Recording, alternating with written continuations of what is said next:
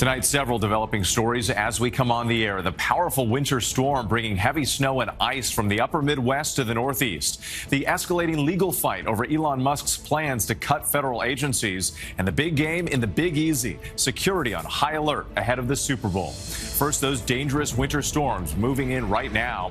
90 million Americans from Wisconsin to Maine under winter weather alerts this weekend. Heavy snow, sleet, and ice in the forecast. Much of the region still digging out from earlier storms. Road crews loading up with salt, with sleet and freezing rain expected in Baltimore and up to 8 inches of snow in Boston. Our weather team is timing it out. The legal battle heating up over the reshaping of the federal government. A judge temporarily blocking DOGE's access to Treasury Department payment systems. 19 states now suing to keep Elon Musk's team out of personal data, including Social Security and bank numbers for millions of Americans. Plus, the National Institutes of Health slashing billions in funding, leaving medical researchers scrambling to save critical studies. Also tonight, Super Bowl security. It's even tighter than usual, with President Trump now planning to attend the big game in New Orleans. Thousands of officers on duty, barricades throughout Bourbon Street, helicopters and drones overhead. All of this just weeks after the deadly New Year's truck attack. 3 more Israeli hostages released in exchange for more than 180 Palestinian prisoners. The Israelis appearing thin and frail after 16 months in captivity, raising new concerns about whether the Gaza ceasefire will hold. The race to recover plane crash victims in Alaska. The plane suddenly disappearing from radar and crashing onto sea ice. What we're now learning about the investigation. The altercation on a highway overpass. A group dressed in black hanging Nazi flags confronted by neighborhood residents. New fears that the bird flu outbreak may be expanding. More than a dozen birds found dead in 2 New York City zoos. And behind the scenes at the Super Bowl, from the fans to the commercials, and what Kendrick Lamar is revealing about his halftime show. From ABC News World Headquarters in New York, this is World News Tonight. Good evening. Thanks for joining us on this Saturday. I'm Whit Johnson, and we begin with that dangerous winter storm moving in right now. The latest in a parade of storms blasting the Northeast with heavy snow, sleet, and ice. More than 90 million Americans from Wisconsin to Maine are under winter weather alerts. New York City bracing for 3 to 5 inches of snow. Salt trucks and snow plows gearing up for what could be a very busy weekend. In Minnesota, that storm system slamming the Twin Cities. Heavy snow creating blizzard-like conditions and making roads nearly impassable. Multiple crashes reported. The system also dumping more than 10 inches in parts of South Dakota. Snow showers in the Northeast could linger until early Sunday morning, as the region is still digging out from previous storms. Meteorologist Somara Theodore leads us off tonight. Tonight, a fast-moving winter storm slamming the Northeast, bringing heavy snow, sleet, and ice. Parts of the region still digging out from the previous blast. More than 90 million Americans under winter weather alerts as treacherous conditions sweep across the region. The system already dumping over 10 inches of snow in parts of South Dakota.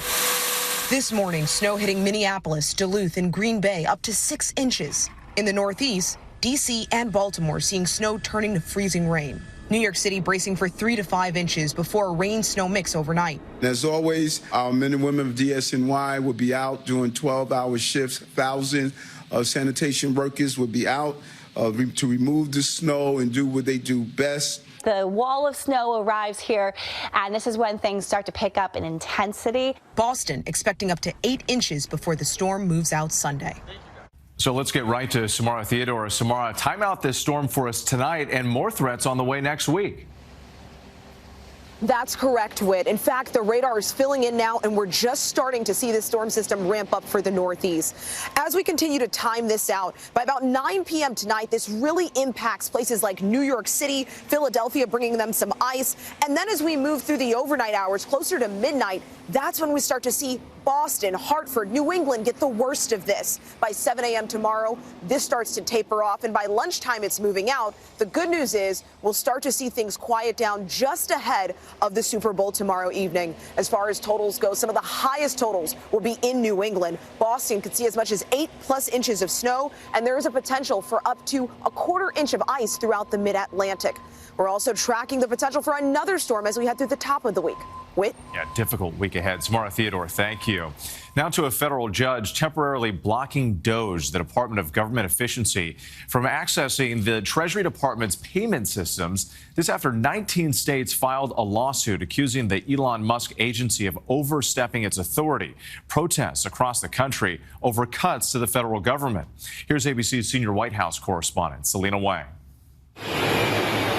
Tonight, legal battles escalating as President Trump and Elon Musk attempt to overhaul the federal government.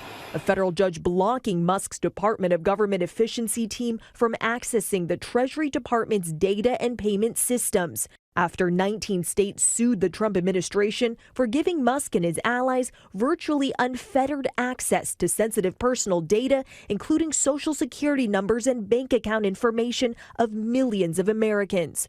The lawsuit argues the expanded access poses huge cybersecurity risks and accuses Musk of attempting to block federal funds from reaching beneficiaries who do not align with the president's political agenda.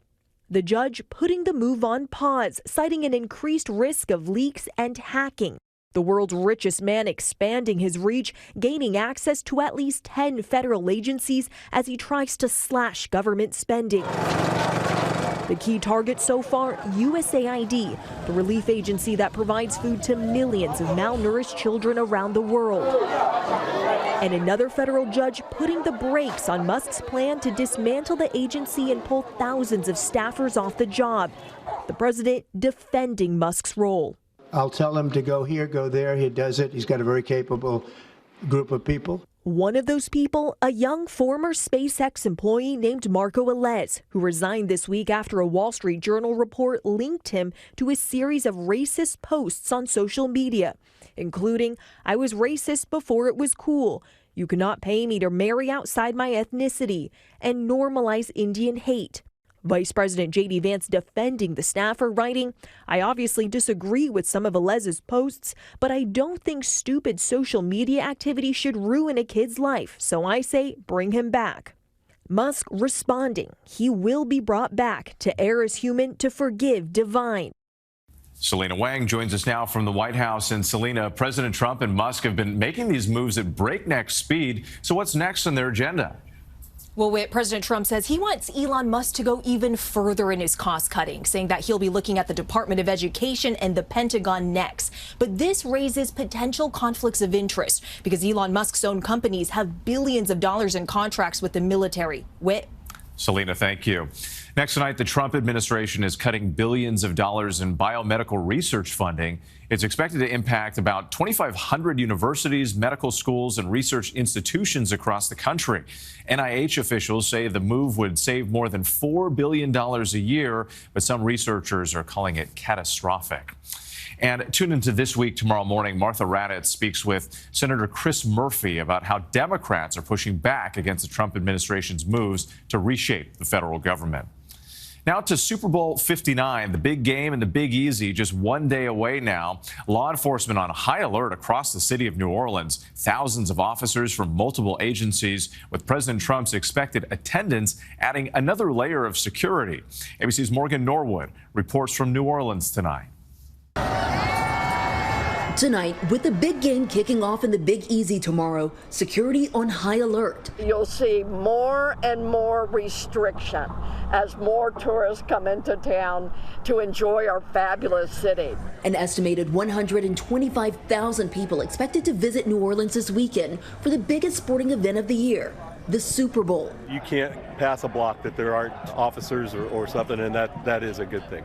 Security for the game is normally high, but this year even more elevated with the expected historic attendance of President Donald Trump, and in the wake of that deadly New Year's Day terror attack in the French Quarter, leaving 14 victims dead and dozens more injured. Authorities say preparations for the Super Bowl began at least a year ago.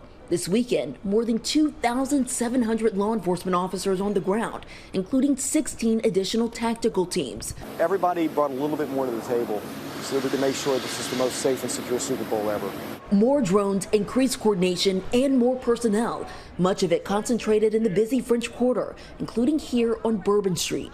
Bourbon Street is under an enhanced security zone. These thick military-grade bollards boxing out street traffic, and federal, state, and local law enforcement patrolling the French Quarter.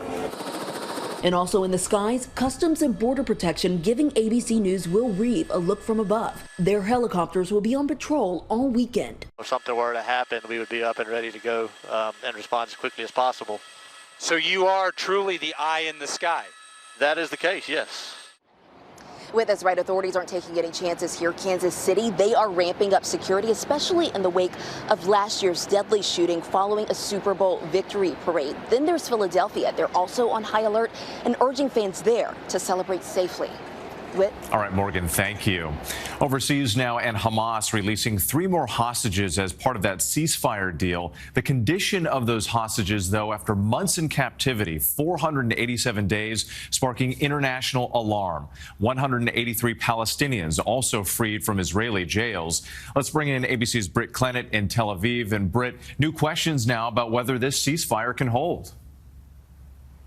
That's right, Whit. Tonight, the condition of the 3 Israeli hostages, Ohad Ben-Ami, Eli Sharabi and Or Levy, looking gaunt as they were handed over from Hamas to the Red Cross, sparking shock and anger over here. Prime Minister Netanyahu vowing a response, saying it's proof of the need to eliminate Hamas. Now, Israel did still release over 180 Palestinian prisoners to uphold their part of the deal. But as Netanyahu returns from an official week-long visit to D.C. to outrage from the hostage families and parts of the Israeli public who say he should prioritize getting all of the 76 hostages home without delay and without revenge. Remember, there are 6 Americans among those held in Gaza. Fears now that the ceasefire could break down even before phase 2 has begun, with President Trump's bombshell proposal to remove all Palestinians from Gaza adding more chaos to the equation here, Whit. Britt Clennett for us tonight. Thank you. Back here in the U.S., in that deadly commuter plane crash in western Alaska, rescuers rushing to recover the victims. 9 passengers and 1 pilot before severe weather moves in. And tonight, what investigators are now revealing. Here's ABC's Jacqueline Lee. Tonight, officials confirming all 10 people on board the Bering airplane that vanished over open water in Alaska are dead. The Coast Guard discovering the wreckage on sea ice Friday afternoon, 34 miles southeast of Nome, working around the clock to recover the bodies inside. We do have a short window where we have weather, bad weather coming in, some snow, and please understand that some difficult conditions because this is on an ice flow, which is moving about 5 miles a day. And tonight, loved ones identifying several of the victims. Roan Baumgardner and Cameron Hardvickson were traveling to Unalakleet to service a heat recovery system that is critical to the community's water plant, according to the Alaska Native Tribal Health Consortium. Alaska State Troopers reported 9 passengers and the pilot went missing Thursday afternoon shortly after taking off around 2:30 p.m., traveling from Unalakleet to Nome. Officials losing contact with the single-engine Cessna less than an hour after takeoff. Low altitude alert, Bering Air 445. Check your altitude immediately. Agencies, including the NTSB, Coast Guard, and Alaska State Troopers, using all resources to investigate why this crash happened. Flying is a crucial mode of transportation in Alaska. Most communities are cut off from main roads connecting to the larger cities. When authorities say their priority tonight is recovering the bodies of the victims and then the remnants of the aircraft. The NTSB is leading the investigation into the cause of the crash. Whit. Jacqueline Lee, thanks so much. Next tonight, a disturbing scene in an Ohio suburb. A hate group dressed in all black and some waving Nazi flags gathering on an overpass in the Cincinnati area. They were confronted by residents of a historically black community. Here's ABC's Perry Russell. Tonight, the clash above a highway near Cincinnati, Ohio. Neighbors confronting neo-Nazis dressed in black, waving swastika flags on an overpass north of the city. In this neighborhood, we do stand for something. This here turf is golden soil, and it won't be tarnished with things like that. At least one neo-Nazi seen holding a long gun. Police shutting down the overpass, trying to keep everyone apart. The neo-Nazis taking off in a U-Haul. One person seen running down the road, throwing something against the side of the truck. A swastika flag ripped away and set on fire. We need you, Lord, now to come in the midst of. A minister from a nearby Baptist church holding a prayer service, calming tensions. People are afraid, they're scared, they're angry. These neo-Nazis were wearing similar clothes and face coverings to the neo-Nazis who marched through downtown Columbus, Ohio in November. Black community leaders later making the same march as a counter-protest. Tonight, the mayor of Cincinnati says messages of hate have no place in the region, writing, "This is not what we stand for, and it will never be what we stand for." And there was concern on the ground that police were letting this protest happen. Police say while the protest was offensive, it was not illegal. Whit. Perry Russum, thank you. There's still much more ahead on World News Tonight this Saturday. Details coming in on a major earthquake in the Caribbean and the new discovery that's fueling concerns that the bird flu outbreak may be expanding. We have breaking news now from the Caribbean. A massive earthquake has struck southwest of the Cayman Islands. Preliminary figures say it measured 7.6 magnitude. No word of damage, but a tsunami advisory has been issued for Puerto Rico and U.S. Virgin Islands. Growing concerns tonight that the bird flu outbreak may be expanding. Here in New York, more than a dozen ducks and wild birds have died at 2 zoos, all believed to be from the virus. This comes after New York Governor Kathy Hochul ordered all live poultry markets in the city and immediate suburbs to be closed and cleaned after 7 cases were found during inspections. Meanwhile, police in Seattle are investigating an egg robbery. More than 500 eggs stolen from a cafe this week. The bird flu has decimated chicken flocks and sent egg prices soaring nationwide. When we come back, remembering actor Tony Roberts, best known for playing opposite Woody Allen in several films. A passing to note tonight, actor Tony Roberts has died. He was a mainstay on Broadway, nominated twice for Tony Awards, but he was best known for his work with Woody Allen, appearing in 6 movies together. Roberts, tall and confident, was the perfect foil for the neurotic characters played by Allen. Roberts' death from lung cancer, first reported by the New York Times. He was 85 years old. And a big surprise at the Critics' Choice Awards, Anora won Best Picture. The independent film is about an exotic dancer's romance with a Russian heir and was completely shut out at the Golden Globes last month. Anora and its star, Mickey Madison, are nominated for Oscars. And of course, you can watch the 97th Academy Awards on March 2nd right here on ABC. When we come back, from the commercials to the halftime show, what to watch for at the Super Bowl. Finally tonight, anticipation building for Super Bowl 59, from behind the scenes to what we can expect tomorrow night.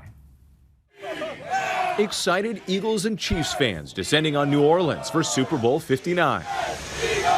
More than 70,000 expected to see it in person at Caesars Superdome, while an estimated nearly 120 million people will watch the big game on TV, consistently the most watched program in America every year. And the game isn't the only attraction. Who eats art? 50 different brands forking over $8 million for just one 30-second commercial, more than twice what it cost in 2014. Budweiser bringing back the Clydesdales. I can't believe they let us back in this place. Why? Hello? Nobody remembers that. An iconic movie moment recreated. Here we go. I'll have what she's having. Some ads this year are going all in on nostalgia and celebrities. This year, we got a halftime show presented by an apple in a stadium named after a salad. I love them. Read the sign, Bunny. You're gonna get us kicked out. So? What's better? Grammy-winning rapper Kendrick Lamar headlining this year's halftime show, sharing a preview of his performance. This is me, this is Kendrick Lamar, 37 years old, and I still feel like I'm elevating. I'm still on a journey, though, you know? I want that energy to, ooze out into the televisions and to the people that's in that building. And in New Orleans tonight, those diehard fans eager for tomorrow's kickoff. If you're going to ever be at a Super Bowl, this is the one to be at. Kansas City, Missouri, represent. Go Chiefs. Go Eagles. Go Birds, baby. They're all fired up, and so are we. Hope you enjoyed the game. Thanks so much for watching tonight. I'm Whit Johnson. Have a good night. David Muir, ABC's World News Tonight, the most watched newscast in America, and honored with the Emmy Award, winner for Outstanding Live News Program.